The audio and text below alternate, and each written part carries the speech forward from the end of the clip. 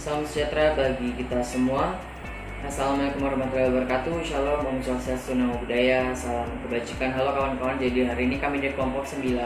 Saya juga bersama rekan-rekan saya, M. Febri Saputra, Fala Mahalika, Novita Romandika, dan juga Nadira akan memaparkan tentang bagaimana komunikasi politik.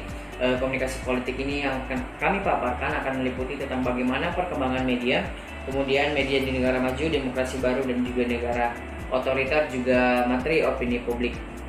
Oke, bermula tentang bagaimana definisi dari komunikasi politik ini sendiri, kawan-kawan.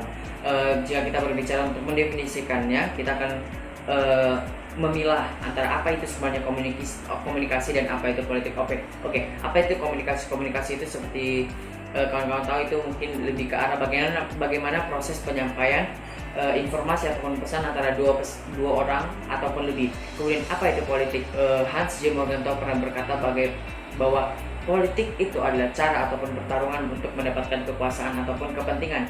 Kemudian Laswell juga berkata bagaimana politik itu didefinisikan sebagai siapa yang mendapatkan apa, kapan, dan juga bagaimana. Jadi dapat kita dikombinasikan.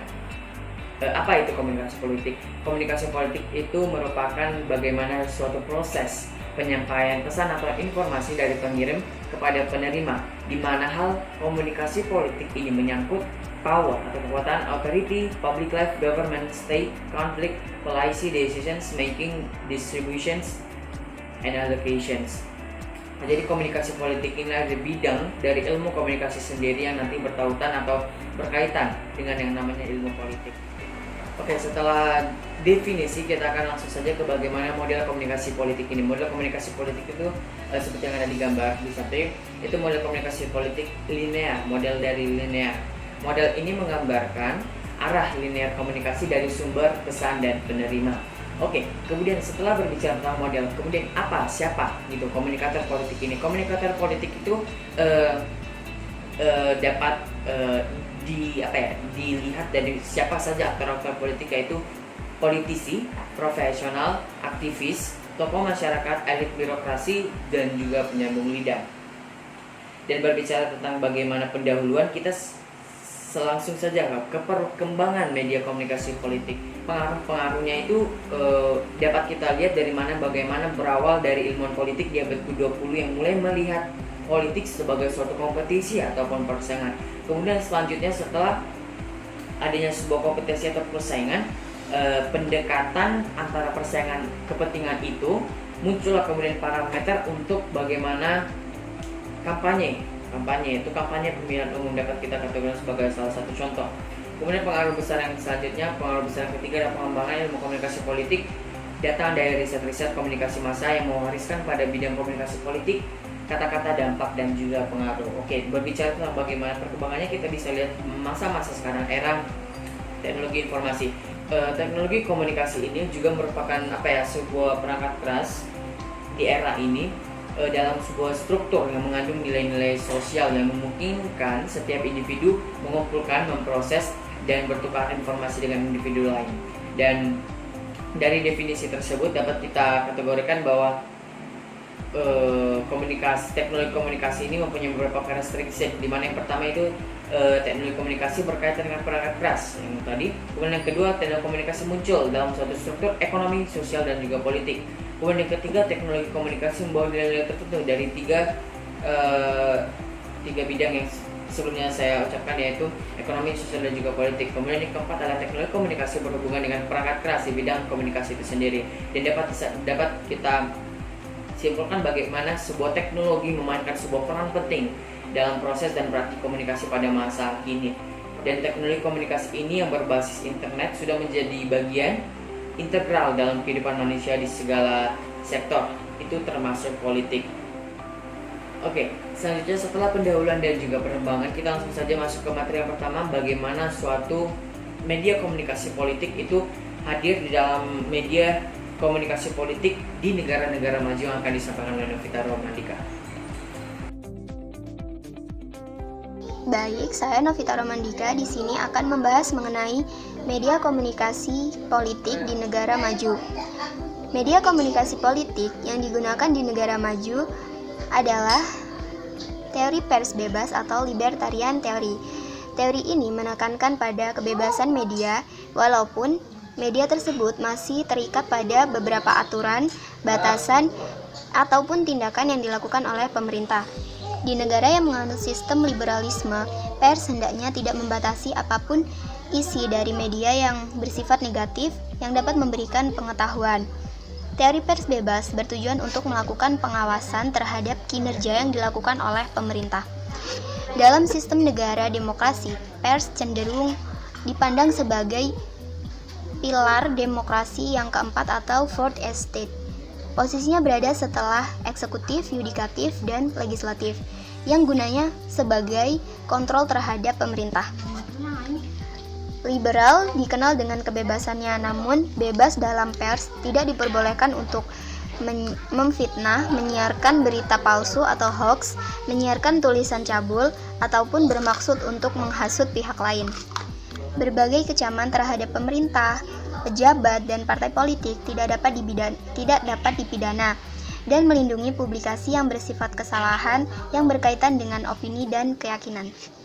Berita atau ulasan yang berupa kritikan dapat ditujukan kepada perseorangan, lembaga, maupun pemerintah, sehingga sistem pers liberalis tidak mencerminkan kepentingan pemerintah negaranya. Berlaku di negara-negara yang menganut paham liberalis seperti Amerika Serikat, Inggris, dan Australia. Salah satu contoh negara maju yang mengembangkan teori pers bebas adalah Amerika Serikat. Di negara ini, pers memiliki kebebasan dalam pergerakan. Tapi nyatanya, di negara-negara maju seperti Amerika Serikat, masyarakatnya tidak kebal terhadap propaganda disinformasi. Contoh yang paling terkemuka adalah kemenangan Donald Trump sebagai Presiden Amerika Serikat ke-45. Banyak analis yang mengatakan bahwa kemenangan Donald Trump adalah hasil dari propaganda disinformasi secara masif, baik itu hoax, fake news, maupun hate speech dan lainnya.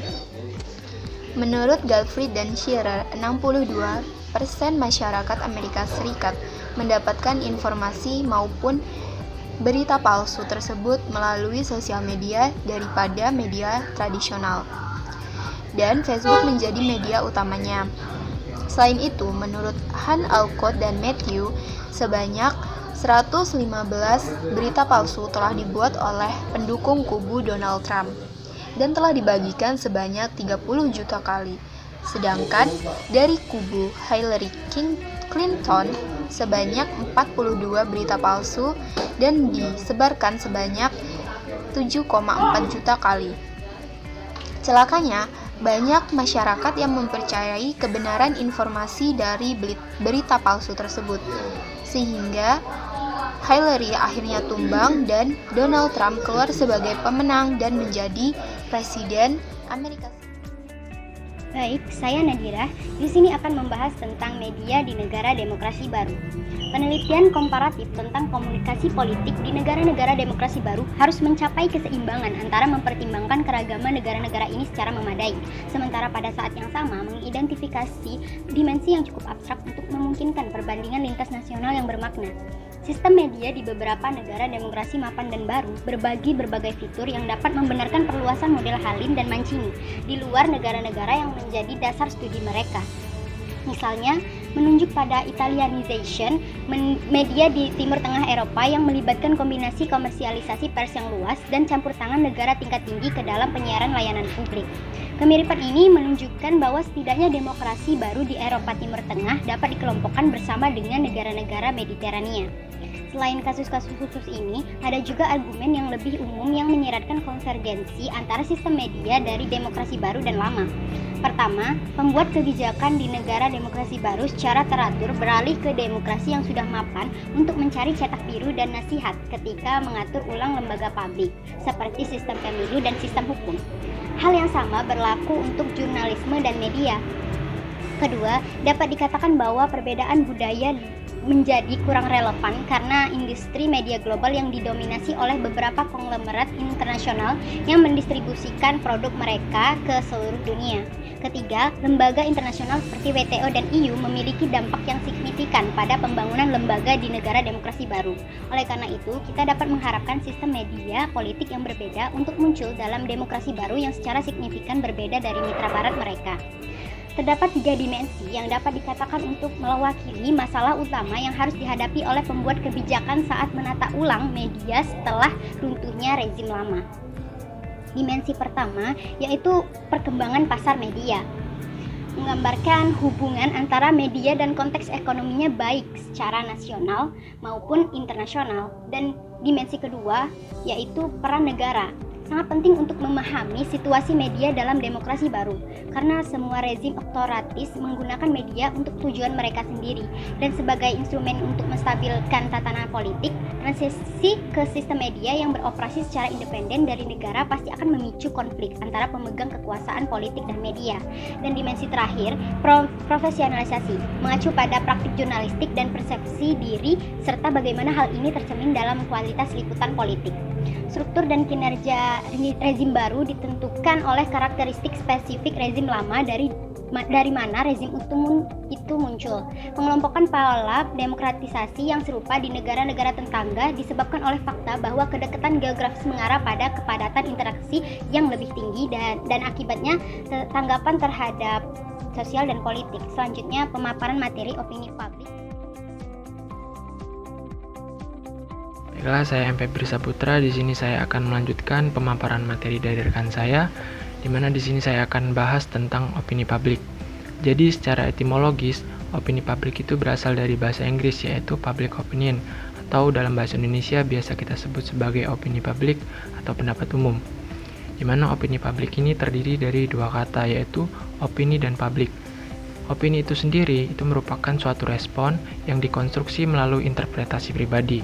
Kemudian publik adalah suatu kumpulan orang-orang yang sama minat dan kepentingannya terhadap suatu isu.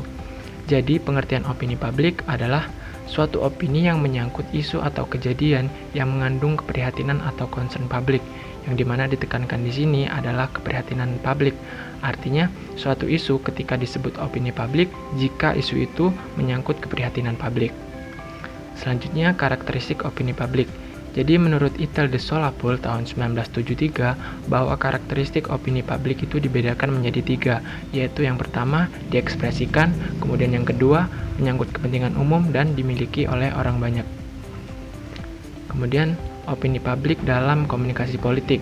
Jadi opini publik akan selalu beriringan dengan komunikasi politik, di mana peran opini publik sangat substansial dalam proses komunikasi politik, karena proses komunikasi politik tidak akan terjadi tanpa membentuk suatu opini publik.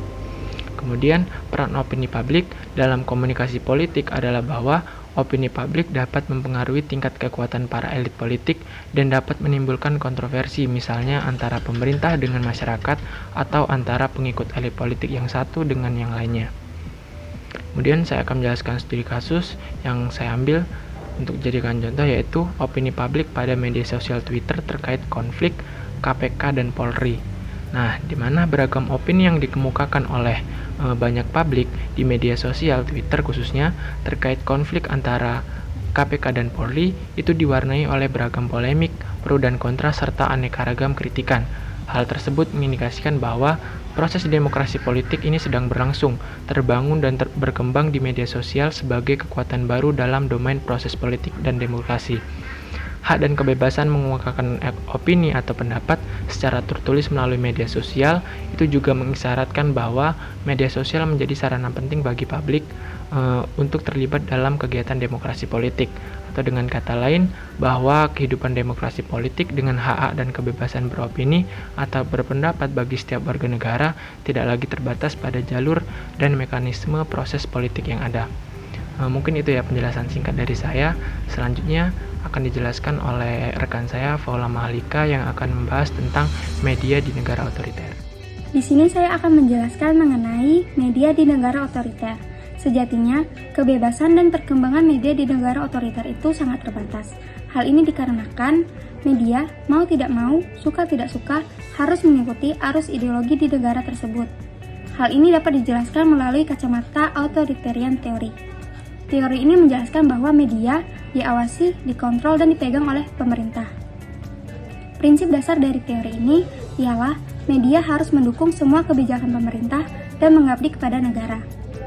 Teori ini pun berkembang dan dimodifikasi oleh negara yang menganut ideologi komunis seperti Uni Soviet, yang menamakan teori ini sebagai The Soviet Communist Theory. Teori ini berkembang 2 tahun pasca Revolusi Oktober di tahun 1917. Ada beberapa hal yang perlu diingat terkait perbedaan antara authoritarian theory dan the Soviet Communist Theory. Dan hal itu dapat dijelaskan melalui tabel berikut. Di sini, kita dapat melihat perbedaan authoritarian theory dan the Soviet Communist Theory. Bagi negara komunis, posisi media digunakan sebagai alat dan bagian integral negara. Fungsi media massa untuk melancarkan propaganda dan agitasi. Penentu keberadaan media massa berada di tangan pemerintah dan partai komunis. Kontrol terhadap media massa berada di tangan pemerintah melalui monopoli langsung, dan kepentingan media untuk indoktrinasi untuk mencapai tahap masyarakat komunis. Jadi, dapat disimpulkan, media di negara komunis digunakan sebagai kolektif propagandis. Apabila di negara yang menganut authoritarian theory, kepemilikan media masih dapat bervariasi, maka di negara komunis, media hanya dimiliki oleh pemerintah. Di sini, The Soviet Communist Theory masih dilanggengkan di beberapa negara, salah satunya Korea Utara.